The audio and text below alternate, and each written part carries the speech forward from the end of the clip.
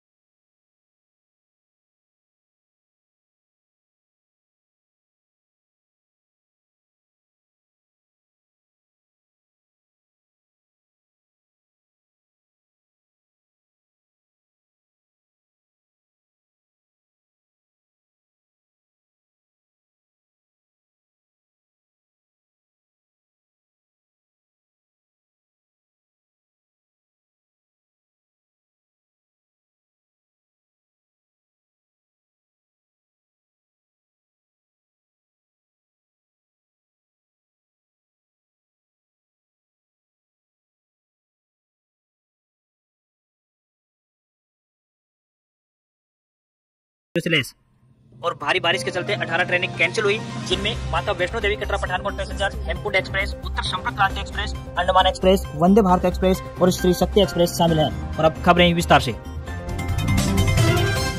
हरियाणा के 8 जिलों में मंगलवार को बारिश हुई है। इनमें अंबाला, सोनीपत, पानीपत, रोहतक, हिसार, भिवानी, नारनौल और चरखी दादरी शामिल हैं। दिन भर रुक रुक कर तेज बारिश होती रही, जिससे जनजीवन प्रभावित हुआ है। भिवानी के गांव नौरंगाबाद में सैनियों की ढाणी में मंदिर पर बिजली गिर गई, जिससे मंदिर को नुकसान पहुंचा है। साथ ही आस पड़ोस के मकानों में इन्वर्टर व बैटरी भी जल गई। इसके अलावा झज्जर जिले के तुम्बाहेड़ी गाँव में 3 मिनट में लगातार 2 बार बिजली गिरी, जिसकी चपेट में आने से एक मकान में बंधी 2 भैंसे मरने की जानकारी सामने आ रही है। भारी बारिश के चलते रेलवे ने 18 ट्रेनों को कैंसिल कर दिया है। हरियाणा में मानसून अपना पूरा रंग बिखेर रहा है। मौसम विभाग का कहना है कि आज यानी 27 अगस्त को इसी प्रकार बारिश का दौर जारी रहेगा। मौसम विभाग द्वारा दी गई ताजा जानकारी के अनुसार आज यानी 27 अगस्त को सिरसा, फतेहाबाद, भिवानी, चरखी दादरी, झज्जर, महेंद्रगढ़, रेवाड़ी, गुरुग्राम, फरीदाबाद, मेवात, पलवल, पंचकुला, कुरुक्षेत्र, करनाल, पानीपत और सोनीपत में 25 से 50% बरसात के आसार जताए गए हैं। वहीं अंबाला, यमुनानगर, कैथल, जींद, हिसार, रोहतक में 50 से 75% बारिश की संभावना जताई गई है। 2 जिलों अंबाला और यमुनानगर में बारिश को लेकर येलो अलर्ट जारी किया गया है। साथ ही कल यानी 28 अगस्त की बात करें तो इस दिन किसी भी जिले में बारिश का अलर्ट जारी नहीं किया गया है। सिरसा, फतेहाबाद, हिसार, कैथल, कुरुक्षेत्र, जींद, रोहतक, झज्जर, भिवानी, चरखी दादरी, महेंद्रगढ़, रेवाड़ी, गुरुग्राम, फरीदाबाद, मेवात और पलवल में 0 से 25% बारिश होने की संभावना है। वहीं पंचकुला, यमुनानगर, करनाल, पानीपत और सोनीपत में 25 से 50% बारिश के आसार जताए गए हैं। क्षेत्र में 2 दिनों से लगातार हो रही बारिश के बाद किसान परेशान हो गए हैं। किसानों का कहना है कि लगातार हो रही बारिश के कारण उनकी फसलों को गलने का खतरा बढ़ गया है, जिससे कि बाजरे की फसल के साथ साथ कपास व ग्वार की फसल खराब होने की संभावना बन जाती है। हालांकि यह बारिश आगामी रबी की फसल के लिए अच्छी मानी गई है। हरियाणा विधानसभा में मानसून सत्र के तीसरे दिन यानी मंगलवार को जमकर हंगामा हुआ। सदन में लॉ एंड ऑर्डर पर चर्चा के दौरान सीएम नायब सिंह सैनी ने सीधे पूर्व सीएम भूपेंद्र सिंह हुड्डा पर निशाना साधा। उन्होंने कहा कि हुड्डा सरकार में रोहतक थाने में महिला का बलात्कार हुआ। सैनी ने कहा, मैं आपको बताना चाहता हूँ जो आपके विधायकों ने काम किया है। ये मैं आरोप नहीं लगा रहा हूँ, मैं तथ्य पर बात कर रहा हूँ। 10 अप्रैल 2008 को पुलिस थाना रोहतक में महिला का 5 पुलिसकर्मियों ने बलात्कार किया। मुख्यमंत्री आप थे। 40 दिन तक वो महिला शिकायत के लिए दर दर भटकती रही। उसकी व्यथा किसी ने नहीं सुनी। अंत में उसने सुसाइड कर लिया। उस महिला को सीबीआई से न्याय मिला। सीएम के बयान पर हुड्डा ने आपत्ति जताई। उन्होंने सीएम नायब सिंह सैनी से कहा, आप सदन की गरिमा रखें। इसके बाद कांग्रेस ने सदन से वॉकआउट कर दिया। इस पर सीएम नायब सिंह सैनी ने कहा, ये सच सुन नहीं सकते, नहीं बोल सकते हैं, इसलिए इनकी सदन छोड़ने की आदत बनी हुई है। सीएम ने कहा कि पुलिस के डर से कई गैंगस्टर हरियाणा छोड़कर चले गए हैं, वहाँ भी छिप कर रह रहे हैं। इसके बाद सदन की कार्रवाई बुधवार सुबह 11 बजे तक के लिए स्थगित कर दी गई। आगामी 28 अगस्त को सुबह 11 बजे मुख्य सभा कक्ष मंजिल 4 हरियाणा सिविल सचिवालय चंडीगढ़ में हरियाणा मंत्री परिषद की बैठक का आयोजन किया जाएगा। प्रदेश के मुख्यमंत्री नायब सिंह सैनी मंत्री परिषद की बैठक की अध्यक्षता करेंगे। इस दौरान कई महत्वपूर्ण फैसलों पर मुहर लगाए जाने की संभावना बन रही है। इस दौरान राज्य से जुड़े नीतिगत और प्रशासनिक मुद्दों पर निर्णय लिया जा सकता है। यह भी उम्मीद जताई जा रही है कि बैठक में सीईटी, किसानों को मुआवजा का वितरण समेत कई अहम मुद्दों को लेकर बड़ा फैसला लिया जा सकता है। सूत्रों से मिली जानकारी के अनुसार बैठक के दौरान प्रदेश की वर्तमान योजनाओं की प्रगति की समीक्षा भी की जा सकती है। साथ ही कई योजनाओं को भी मंजूरी मिलने की संभावना है। बैठक के दौरान कृषि, शिक्षा, स्वास्थ्य और बुनियादी ढांचा विकास जैसे जनता से जुड़े मुद्दों पर विशेष चर्चा की जा सकती है। हरियाणा के सभी राशन डिपो को अब सीसीटीवी कैमरों से लैस किया जाएगा। ऐसा सार्वजनिक वितरण प्रणाली को पारदर्शी बनाने के उद्देश्य से किया जा रहा है। खाद्य एवं आपूर्ति विभाग की इस पहल के तहत सभी राशन डिपो पर ऑनलाइन सीसीटीवी कैमरे इंस्टॉल किए जाएंगे। इस कदम से परिवारों को राशन देने में किसी प्रकार की गड़बड़ी को रोका जा सकेगा। यहाँ होने वाली हर गतिविधि पर अब विभाग की नजर रहेगी। विभाग को डिपो पर मौजूद स्टॉक और राशन वितरण की पूरी डिटेल ऑनलाइन उपलब्ध हो जाएगी। साथ ही यदि कोई डिपो होल्डर उपभोक्ता के साथ किसी प्रकार की गड़बड़ी करता है तो कैमरे में कैद हो जाएगा। विभाग के इस कदम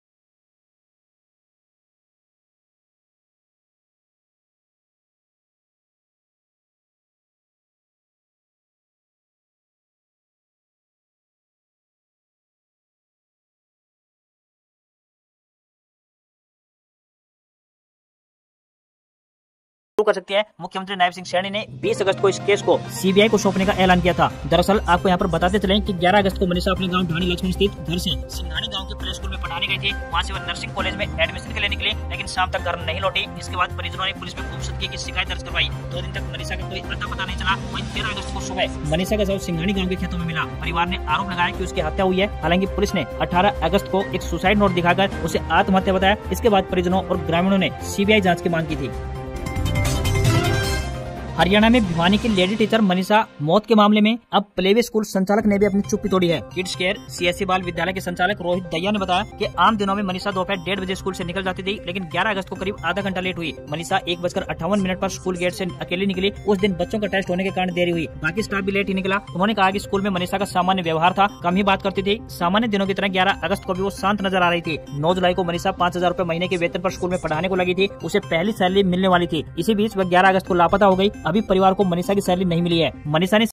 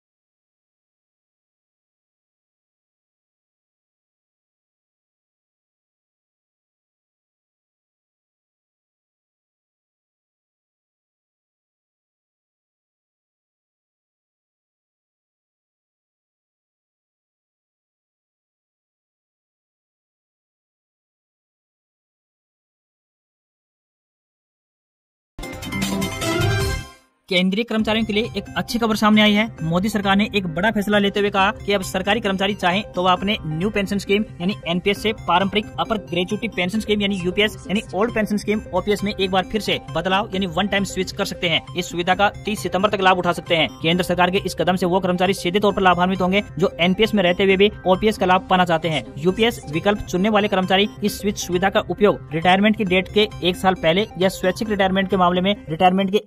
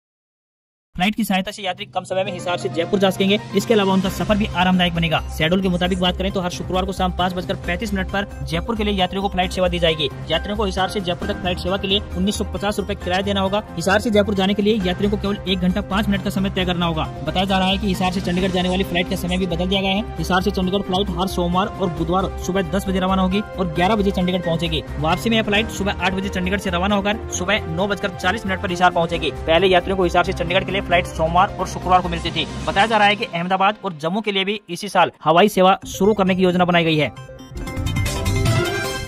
दिल्ली अधीनस्थ सेवा चयन बोर्ड यानी DSSB की ओर से कोर्ट अटेंडेंट के पदों पर भर्ती के लिए ऑफिशियल नोटिफिकेशन जारी कर दिया गया है। जारी नोटिफिकेशन के तहत बात करें तो कुल 334 उम्मीदवारों की नियुक्ति की जाएगी। एजुकेशनल क्वालिफिकेशन की बात करें तो 10वीं पास व संबंधित क्षेत्र में ITI धारक होने चाहिए। एज लिमिट की बात करें तो न्यूनतम 18 वर्ष और अधिकतम 27 वर्ष तय की गई है। SC व ST के लिए एज में 5 वर्ष की छूट दी गई है। OBC के लिए 3 वर्ष की छूट, दिव्यांगों के लिए 10 वर्ष की छूट तय की गई है। वहीं फीस की बात करें तो सामान्य OBC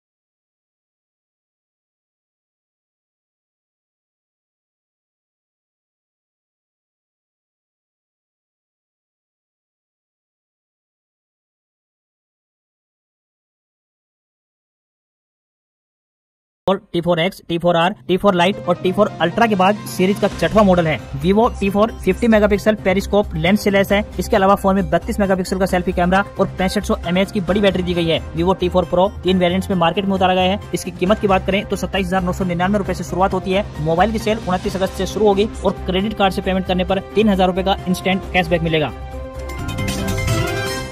भारतीय शेयर बाजार में हफ्ते के दूसरे कारोबारी दिन शेयर बाजार में गिरावट देखने को मिली। सेंसेक्स 849 अंक गिरकर 80,787 के स्तर पर क्लोज हुआ। निफ्टी में भी 256 अंकों की बड़ी गिरावट रही और 24,712 के स्तर पर पहुंच गया। सेंसेक्स के 30 शेयरों में से 25 में गिरावट और केवल 5 में तेजी दिखाई दी। सन फार्मा और टाटा स्टील समेत कुल 17 शेयरों में 1% से लेकर 3.2% तक की गिरावट देखने को मिली। वहीं HUL और मारुति के शेयर्स 2.35% चढ़े। निफ्टी के 50 शेयरों में से 37 में गिरावट और 13 में तेजी रही। NSE के FMCG इंडेक्स को छोड़कर सभी में गिरावट देखने को मिली। मेटल, फार्मा, IT, रियल्टी और बैंकिंग इंडेक्स 2% से अधिक गिरे। 24 कैरेट सोने का दाम 396 रूपए बढ़कर 1,884 रूपए प्रति 10 ग्राम के स्तर पर पहुंच गया है। वहीं चांदी की कीमत की बात करें तो 1,15,870 रूपए प्रति किलोग्राम के स्तर पर पहुंच गई है। दिल्ली में 24 कैरेट सोने का दाम 1,02,210 रूपए और 22 कैरेट सोने की कीमत 93,700 रूपए प्रति 10 ग्राम के स्तर पर पहुंच गई है।